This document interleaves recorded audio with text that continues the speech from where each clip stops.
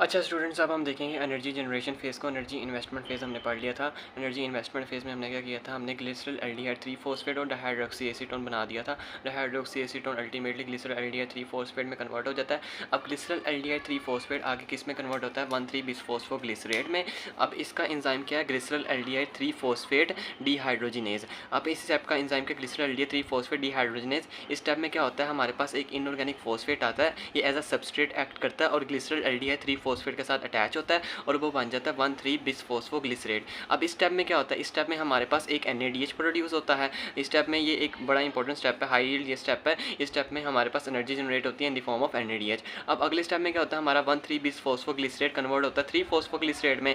अब ऑब्वियसली एक फॉस्फेट उतरा है, अब कौन उतारेगा, फॉस्फोग्लिसरेट काइनेज, या फिर आप सिंपली काइनेज भी लिख सकते हैं। अब ये स्टेप इंपॉर्टेंट है, हाई यील्ड इसलिए है क्योंकि इस स्टेप में हमारे पास एक ATP प्रोड्यूस हो रहा है। अब ये स्टेप एक एग्जांपल है substrate level phosphorylation. Substrate level phosphorylation जैसा कि मैंने पिछली वीडियो में बताया था कि उसमें क्या होता है, हम एक सबस्ट्रेट को यूज़ करते हैं और उसमें उस सबस्ट्रेट से हम एक इनऑर्गेनिक फॉस्फेट उतारते हैं और ADP को पकड़ा देते हैं। ADP क्या करता है, ADP कन्वर्ट हो जाता है ATP में, मतलब कि अल्टीमेटली हमें एनर्जी मिल जाती है। अब ये एक स्टेप है सबस्ट्रेट लेवल फॉस्फोराइलेशन का। अब 3 फॉस्फोग्लिसरेट कन्वर्ट हो जाता है 2 फॉस्फोग्लिसरेट में, इसमें सिंपली एक्ट करता है म्यूटेज, फॉस्फोग्लिसरेट म्यूटेज। अब 2 फॉस्फोग्लिसरेट आगे कन्वर्ट हो जाता है फिर फॉस्फोइनोल पायरुवेट में।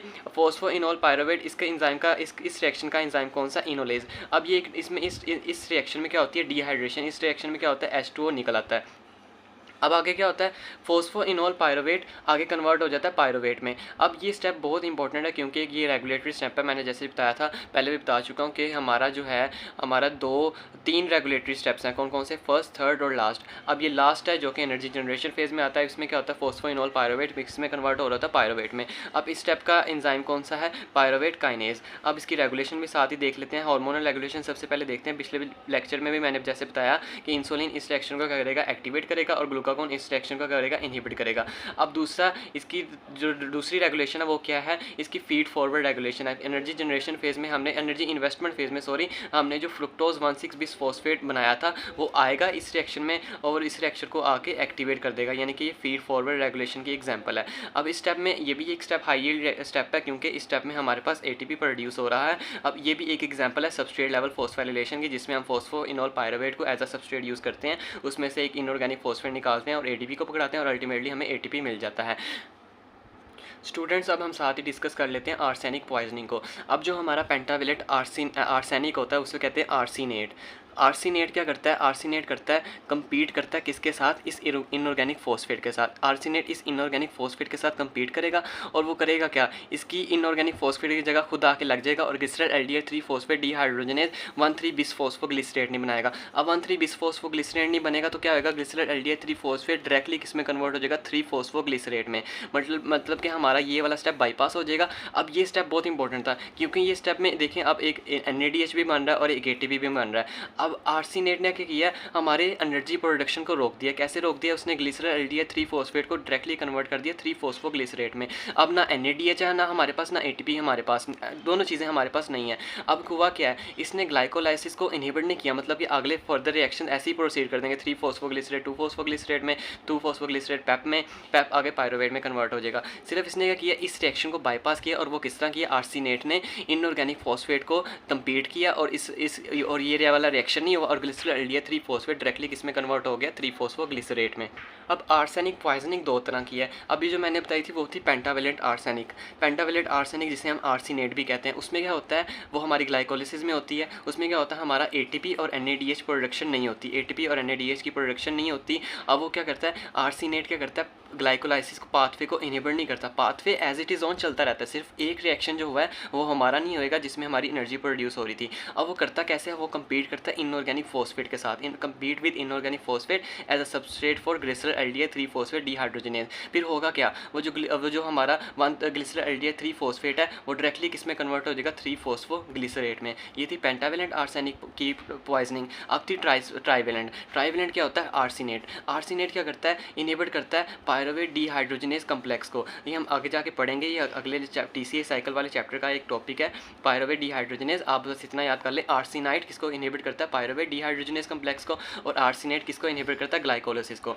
अब अच्छा स्टूडेंट, अब हम एक और रेगुलेशन देखेंगे जो कि covalent regulation in the liver. इसमें क्या होएगा, फॉर एग्जांपल हमारी बॉडी में ग्लूकोज का लेवल कम है, हमारे ब्लड में ग्लूकोज का लेवल कम है, तो क्या होएगा, ग्लूकागोन आके रिसेप्टर के साथ अटैच हो जाएगा। बाकी वो सारी सेम स्टोरी होगी। एटीपी किस में कन्वर्ट होगा, साइक्लिक एएमपी में। अब इसको कौन कन्वर्ट करेगा, एडिनिल साइक्लेज एटीपी को साइक्लिक एएमपी में कन्वर्ट कर देगा। और साइक्लिक एएमपी दोबारा क्या करेगा, एक्टिव प्रोटीन काइनेज, मतलब कि प्रोटीन काइनेज ए को एक्टिव करेगा। अब जो हमारा पायरुवेट काइनेज था जो एक्टिव फॉर्म में प्रेजेंट है, इसकी क्या हो जाएगी, फॉस्फोराइलेशन। पीछे भी हमने पढ़ा था, उसने क्या की, फॉस्फोराइलेशन प्रोटीन काइनेज ने। अब फॉस्फोराइलेशन किससे की, हमारे एटीपी से फॉस्फेट ग्रुप लिया, पायरुवेट काइनेज के ऊपर अटैच कर दिया। अब पायरुवेट काइनेज के ऊपर फॉस्फेट ग्रुप अटैच है, मतलब कि अब ये इनएक्टिव फॉर्म में प्रेजेंट है।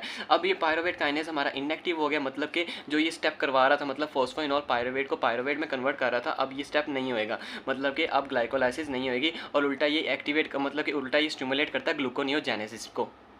स्टूडेंट्स, अब हम ओवरऑल देख लेते हैं। अभी हमने ग्लाइकोलाइसिस में पढ़ा क्या, हमने दो फेजेस पढ़े थे ग्लाइकोलाइसिस के, एनर्जी इन्वेस्टमेंट फेज और दूसरा कौन था, energy generation phase. Energy investment phase में हमने क्या किया था, ग्लूकोज को ग्लूकोज 6 फॉस्फेट में कन्वर्ट किया, ग्लूकोज 6 फॉस्फेट को फ्रुक्टोज 6 फॉस्फेट में कन्वर्ट किया, और फ्रुक्टोज 6 फॉस्फेट को फ्रुक्टोज 1,6 बिस फॉस्फेट को में कन्वर्ट किया। फ्रुक्टोज 1,6 बिस फॉस्फेट को डाइहाइड्रोक्सीएसीटोन फॉस्फेट और ग्लिसरॉल एल्डिहाइड 3 फॉस्फेट में कन्वर्ट किया। अब एनर्जी इन्वेस्टमेंट फेज में हमने 2 एटीपी को यूटिलाइज किया था। फिर क्या किया हमने, एनर्जी जनरेशन फेज भी पढ़ा। एनर्जी जनरेशन फेज में हमने क्या किया, ग्लिसरॉल एल्डिहाइड 3 फॉस्फेट को कन्वर्ट किया 1,3 बिस फॉस्फोग्लिसरेट में, फिर 1,3 बिस फॉस्फोग्लिसरेट 3 फॉस्फोग्लिसरेट 2 फॉस्फोग्लिसरेट फॉस्फेनॉल पायरुवेट। अब इस एनर्जी जनरेशन फेज में हमने क्या किया, NADH बनाया, ATP बनाया और ATP 2 ATP बनाए। अब स्टूडेंट देखें, अब एक ग्लिसरॉल एल्डिहाइड ये एक एक चीज़ें बनाएगा। अब डाइहाइड्रोक्सी एसीटोन ने भी तो ग्लिसरॉल एल्डिहाइड में कन्वर्ट होना था, इसी तरह ये रिएक्शन इधर भी प्रोसीड होना था, इसलिए मैंने साथ ही 2 लिख दिया कि दो ये दोनों साइड आल्टरनेट दोनों तरफ ये चीज़ें बननी है। जैसे इधर भी 1,3 बिस फॉस्फोग्लिसरेट बन रहा है, 3 फॉस्फोग्लिसरेट इधर भी बन रहा है, बस फर्क इतना है, डाइहाइड्रोक्सी एसीटोन इधर पहले ग्लिसरॉल एल्डिहाइड में कन्वर्ट होएगा, ग्लिसरॉल एल्डिहाइड 3 फॉस्फेट, सेम आगे यही जो चीज़ें मैंने इधर बनाई है सेम सारी चीज़ें इधर बनाएंगे, इसलिए मैंने इनको इकट्ठा करके लिख दिया। अब बजाय कि मैं एक अलग-अलग लिखूँ, इसलिए मैंने क्या किया, 2 NADH प्रोडक्शन बना दी, के साथ ही लिख दिया कि 2 NADH प्रोड्यूस होंगे, इसी तरह 2 ATP प्रोड्यूस होंगे, यहाँ पे 2 ATP यहाँ पे प्रोड्यूस होंगे इस रिएक्शन में। तो ओवरऑल ATP की प्रोडक्शन कितनी भी, हमारे पास 4 ATP बने और 2 NADH बने। अब स्टूडेंट जैसा कि हमें पता है एक NADH कितने ATP देता है, हमें एक NADH से हमारे पास 3 ATP मिलते हैं। अब एक NADH हमें 3 ATP देता है, तो 2 NADH हमें कितने ATP देंगे, 2 NADH हमें 6 ATP देंगे। अब 6 ATP NADH से आगे, और ओवरऑल हमारे पास कितने ATP बन रहे हैं, 4, 2 यहाँ से 2 यहाँ से, तो टोटल 6 + 4 कितने हो गए, हमारे पास 10 ATP हमें मिल गए एनर्जी जनरेशन फेज़ में। अब 10 ATP हमें एनर्जी जनरेशन फेज़ में मिल गए, और 2 ATP हमने क्या किए थे, इन्वेस्ट किए थे एनर्जी इन्वेस्टमेंट फेज़ में। अब ओवरऑल नेट ATP प्रोडक्शन कितनी आती है हमारे पास, 8 ATP की। हमारे पास नेट ATP प्रोडक्शन कितनी है, 8 ATP। Thank you students.